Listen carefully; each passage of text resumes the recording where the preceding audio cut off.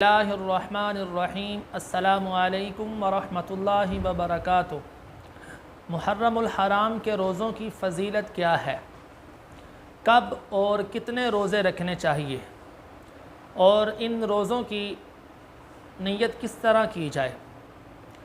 یہ وہ باتیں ہیں جنہیں آج میں اس ویڈیو میں آپ کے سامنے شیئر کرنے جا رہا ہوں، جنہیں جان کر میں اور آپ ان سے فائدہ حاصل کریں گے۔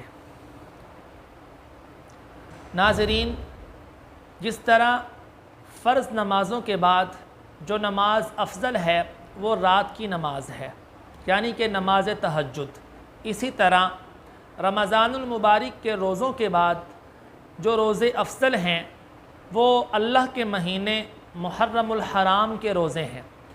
اور حضور صلی اللہ علیہ وسلم نے فرمایا، جس آدمی نے محرم کے روزے رکھے، محرم کا ایک روزہ مہینے کے برابر کے روزوں کا ثواب اللہ تعالیٰ اس کو عطا فرماتے ہیں۔ اور جو عاشوراء کا روزہ ہے، 10 محرم الحرام کے دن کا روزہ ہے، اللہ تعالیٰ اس کے پچھلے گناہوں کو معاف فرما دیتے ہیں۔ تو ناظرین، ساتھ ساتھ میں آپ کو یہ بھی بتاتا چلوں کہ 10 محرم الحرام کس تاریخ کو آ رہا ہے۔ پاکستان کی تاریخ کے مطابق جو محرم الحرام کا روزہ ہے، 10 محرم 9 اگست کو آ رہا ہے۔ اور حضور نے فرمایا کہ تم یا تو 10 کے ساتھ 9 محرم کا روزہ رکھ لو یا 10 کے ساتھ 11 کا روزہ رکھ لو، تاکہ یہودیوں کے ساتھ مشابہت قائم نہ ہو سکے۔ تو 9 کا اور 10 کے ساتھ 11 کا یہ جو 2 روزے ہیں یہ مستحب ہیں۔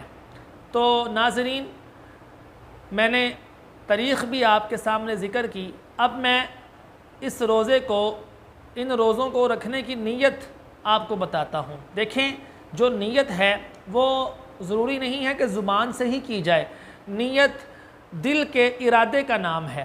آپ نے دل میں ارادہ کر لیا تو وہ نیت ہو گئی۔ تو امید کرتا ہوں کہ یہ باتیں آپ کو میری سمجھ آ گئی ہوں گی۔ آپ سے گزارش ہے کہ مجھے اپنی دعاؤں میں یاد رکھیں اور دعا فرمائیں اللہ تعالی ہمیں عاشوراء کا روزہ رکھنے کی توفیق عطا فرمائے۔ السلام علیکم۔